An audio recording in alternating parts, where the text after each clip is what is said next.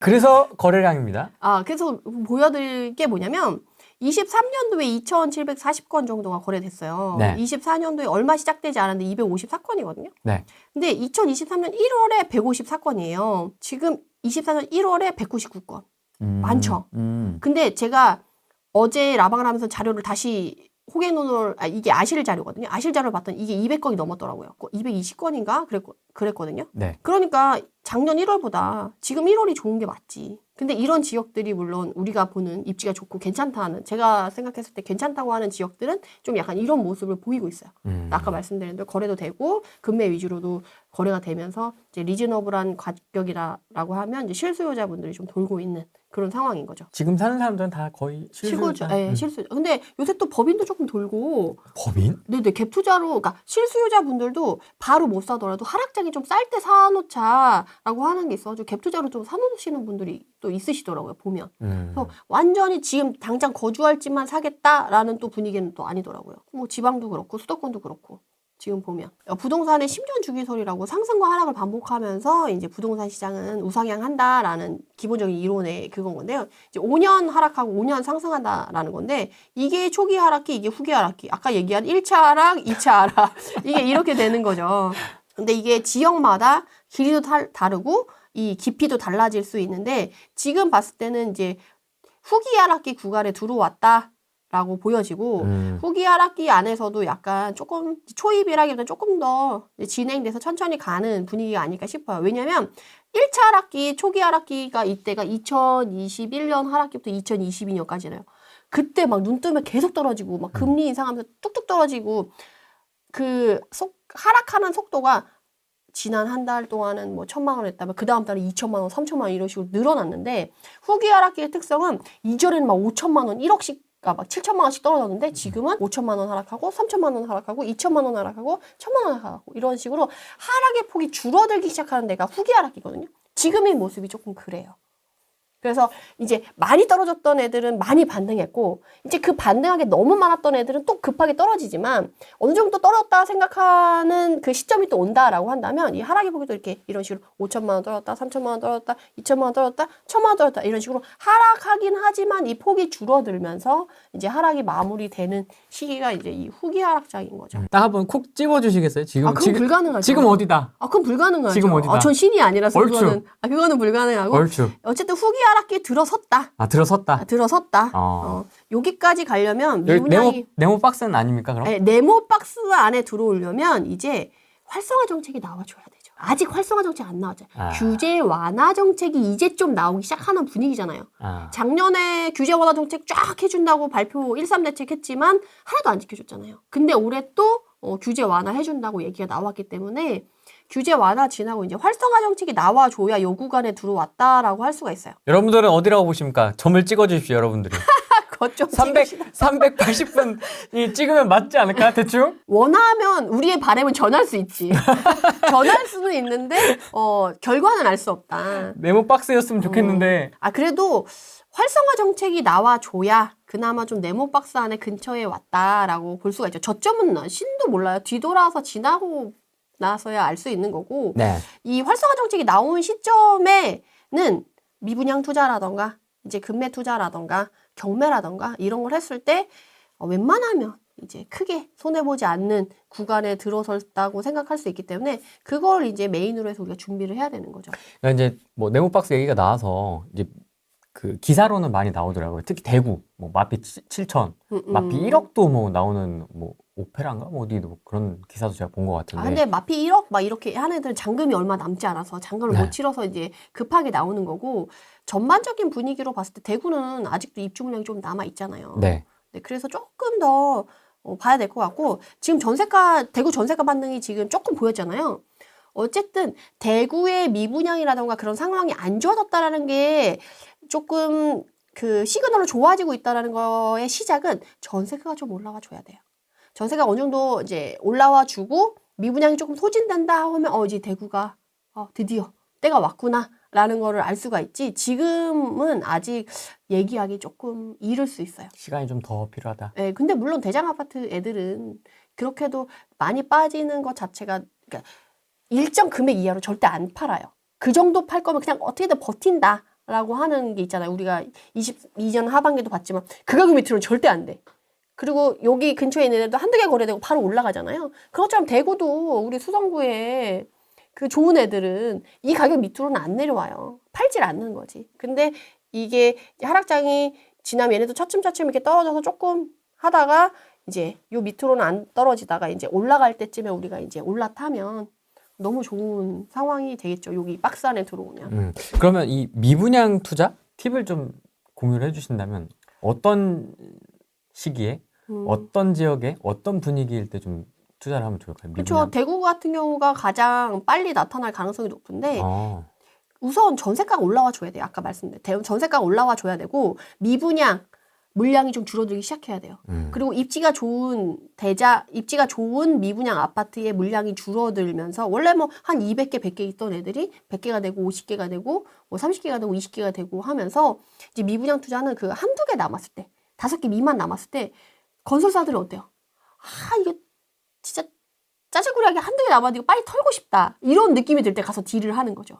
이 정도까지 해주면 내가 소진시켜 줄게. 깔끔하게 해결하자. 저도 생각할 땐 옛날에는 저희가 개인이니까 되게 약자고 힘이 없을 거라고 생각해서 그냥 누가 뭐 해준다고 뭐 아유 감사합니다 하고 이렇게 가서 했는데 이제 투자를 하다 보니까 우는 아이 젖준다고 얘기 한 사람만 주더라고요.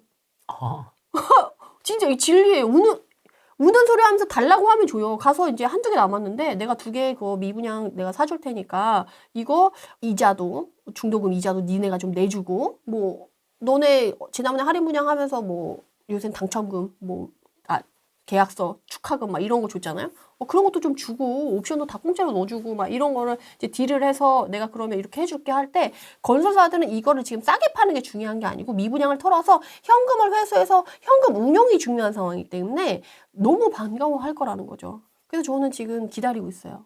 그런 상황이 되길. 그래서 그렇게 되면 이제 미분양 투자도 해서 다음 회복 상승장에는 청약 쪽에서도 조금 제가 수익을 내볼까 기대하고 있습니다. 그러면 뭐 경매 베이스로 지금 계속 서칭은 하고 계시고 그런 미분양 투자도 지금 준비를 하고 계시는군요, 뒷단에서. 아, 그렇죠. 미분양도 이제 근데 지금은 미분양이 조금 이르고 조금 더 이제 여기 네모 박스 안에 들어왔을 때 제가 미분양 지금 보면 건설사들 지금 막 할인 분양하고 막 이제 시작됐잖아요. 뭐 2천만 원, 3천만 원 그러면서 기존 당첨자들 간의 갈등 이런 게 이제 막 시작됐잖아요. 그래서 막 사실 지금 상황이 힘든 건 맞는데 아직 무르익진 않았어요, 솔직히. 조금 더 힘들어져야 되고 너무 죄송한 말씀이지만 시장 상황이 조금 더 힘들어지고 이게 메리트 있어지려고 하면 조금 더 이제 시간이 걸려서 숙성되는 시간이 좀 필요해요. 그래서 그게 숙성이 됐을 때 우리가 이제 맛있게 가서 작업을 해서 가져오면 네, 작업을 해서 가져오면 이제 우리가 다음 회복장 때 수익을 이제 챙겨올 수가 있는 거죠. 갑자기 그 생각이 드는데 내가 대기업이면 그런 거 할 수 있겠네요. 진짜 미분양 어디 하나 딱 찍어가지고 이거 네네. 우리 수강생들한테 내가 해줄 테니까 이거 이 조건으로 해서 다 달라고. 저는 근데 그렇게는 안 해요. 그러니까 대기업이. 대기업. 근데 뭐 봉급쟁이 부자들 뭐 이런 데 있잖아요. 할 수 있잖아요. 그쵸. 뒷단에서 할 수 있잖아요.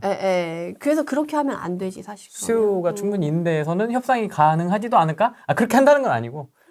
내가 대기업 CEO라면 그렇게 할 수도 있겠다. 지난 상승에 그렇게 해서 수강생들한테 그렇게 파는 분들도 있긴 있었어요. 근데 그거는 저는 조금 아니라고 생각해서. 이런 사례가 있어서 저도 지금 이제 픽션처럼 이렇게 말씀을 드리는 겁니다. 맞아요. 조심하셔야 돼요. 그래서 그거를 뒷단에서 그 사람들은 또 건당 얼마로 받고 수강생들은 또 이렇게 이용할 수 있으니까 부동산 시장은 돈이 연결된 곳이라서 내 돈은 내가 지켜야 되거든요. 그래서 이상한 곳에 빠지지 않게 전문가의 말도 의심해서 내가 확신이 드는 것만 하셔야 돼요.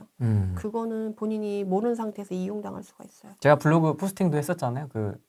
모 지방 지역 띄우기 하는 사람 제가 포스팅도 했었는데 일단 자기 최측근들한테 뿌리고 그다음에 이제 등산 모임에 뿌리고 수강생들한테 뿌리고 그다음에 유튜브에 뿌리고 이런 식으로 해가지고 이제 촥 그런 식으로 하는 분들도 있어서 조심을 하여야 되지 않을까. 그래서 지금 24년도에 주요하게 봐야 된다라고 하는 게 전세가라고 했잖아요. 그래서 지금 보시면 전세 가격 변동률이 이게 빨간 막대가 23년도에 엄청 올라갔죠. 그래서 23년 하반기에 들어가면서 이제 줄어들었다가 매매 가격 변동률도 마이너스로 위로 올라갔다가 지금 내려왔잖아요. 근데 지금 보시면 알겠지만 전세 가격 변동률은 다시금 24년도에 위로 올라오고 매매 가격은 그대로 밑에 있잖아요. 그래서 최근에 어떤 분이 이런 얘기를 하시더라고요. 이제 전세 가격 변동률도 이때는 이렇게 많이 올라갔었는데 네. 이제는 이렇게 내려오지 않았냐. 지금 전세 가격이 오르지 않는 시기다라고 얘기를 하시는 분들도 계시더라고요.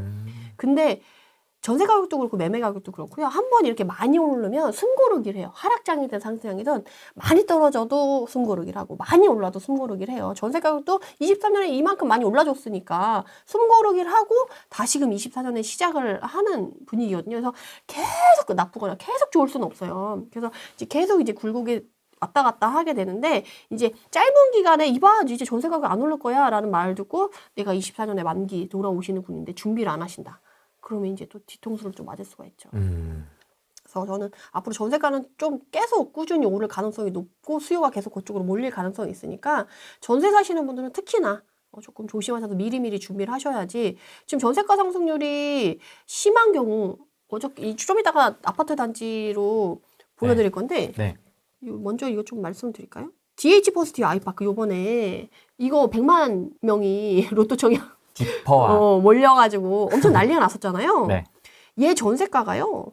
어떻게 됐었냐면 13억에 23년 10월이잖아요. 얘가 11월에 입주를 한단 말이에요. 네. 그래서 우리가 23년 9월, 10월까지 분위기 뜨거웠잖아요. 그래서 얘네는 11월 입주인데 8월에 임장을 갔을 때 전세가격이 12억, 13억이었어요. 주변에 뭐 포레스티아, 뭐 DH, 뭐 프레스티지 자이 이 기존에 있었던 애들 전세가가 12억 13억인데 얘는 심지어 6,700세대인데도 입주장이면 원래 그보다 낮게 나와야 되거든요, 전세가가. 근데도 불구하고 막 12억 13억 나와서 이게 실제로 13억이 거래가 된 거예요. 근데 오히려 입주가 시작하는 그때는 분위기가 좋았다가 그러니까 집주인이 어때요? 배짱인 거지. 나 싸게 안 내나. 나는 주변 시세만큼 받을 거야 라고 해서 버텼는데 입주가 시작되고 보통 2, 3개월 후에 잔금을 치르잖아요. 그러면 11월이니까 12월, 1월, 2월 되면 잔금 쳐야 되는 거예요. DH 퍼스트 아이파크 2월 되니까 전세가가 9억이 뜨는 거죠. 12억, 13억에 들어간 사람 얼마나 억울하겠어요. 지금 몇 개월 사이에 지금 4억이 왔다 갔다 했어요. 그죠? 네. 그러니까 얼마나 억울하겠어. 그러니까 입주장이 초반에 전세가가 높을지 낮을지 아니면 잔금 치를 때가 더 전세가가 높을지 낮을지를 파악하셔가지고 그거를 잘 이용하셔야지 내 자산을 좀 아끼실 수가 있거든요. 그리고 좀 미리 얘기하자면 원베일리 같은 경우는 8월에 입주했어요. 네. 단 3개월 차이에요. 근데 얘는 DH 퍼스트 아이파크랑 너무 달라. 얘는 입주장이 보통 8월에 입주면 3개월, 2, 3개월 전부터 전세 구하러 다니잖아요. 5월에, 23년 5월에 전세가가 13억, 14억 이랬어요. 주변에 뭐 레미안 퍼스티지나 아크로 리버파크 이런 애들도 13억, 14억 하는데 똑같이 됐거든요. 그 다음에 조금 지나서 전세가가 20억까지 가요. 그러다가 조금 빠져서 최근에 18억, 19억, 최고가가 20억까지 찍거든요. 지금 초반에 들어간 5월 달에 들어간 애는 13억에 들어갔는데 지금 말에 들어가는 20억이 들어갔단 말이에요. 전세가만 해도 지금 7억 차이라는 거예요. 그러니까 같은 입주장이라도 시작하는 게 더 메리트 있냐, 끝날 때쯤에 메리트 있냐를 그걸 미리 알아보고 내가 그거에 맞춰서 준비하느냐에 따라서 이렇게 큰 금액의 차이가 난다는 거죠. 아, 진짜 이 전세인데도 금액이 어마어마하네요. 돈 많은 사람 진짜 많다. 아니 그래도 돈 많은 사람도 돈 아까운지 알거든요. 대출이자 만약 대출로 들어간다라고 하면 7억의 차이면 대출이자 차이 얼마예요? 어마어마하죠. 이게 지금 한 6, 7억? 거의 뭐 지금 한 7억? 한 몇 개월 사이 진짜 짧은 기간에 네, 6개월 차이에. 네. 그러니까 내가 초반이 좋을지 뒷단이 좋을지를 미리 아는 건 너무 중요하다는 거죠. 그래서 제가 지난 작년부터 지금 전세 얘기 엄청 많이 하거든요. 네. 근데 사실 전세 사시는 분들이 너무 안타까운 게 관심이 없어. 본인 돈에 크게 관심이 없어요. 약간 공부 잘하는 애들이 공부 더 열심히 하는 것처럼 돈을 많이 사람들이 돈에 더 관심이 있거든요. 근데 돈에 관심 없이 그냥 사시는 분들이 너무 많아서 그분들한테 좀 미리 알려드리고 싶어서 열심히 설파를 하는데 또 그분들도 보지도 않아. 그래서 좀 그게 제일 안타까운 것 같아요. 지금 여기서도 보면 2008년 금융위기 때 봤어도 2009년에 쫙 이렇게 시뻘겋게 전세가가 올렸어요. 전세 가격 증감률이잖아요. 네. 올랐다가 초까지 쭉 올라줬다가 이렇게 소강 상태가 와요.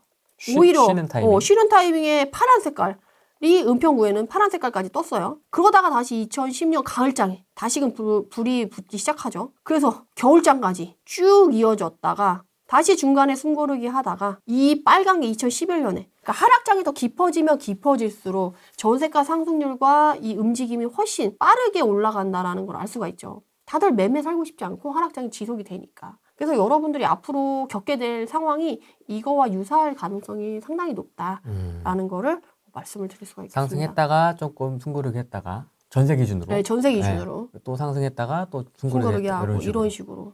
그래서 봄 이사철, 가을 이사철, 그리고 학군 수요 있는 데는 겨울 방학, 여름 방학 이럴 때 고비고비가 올 수 있는 거죠.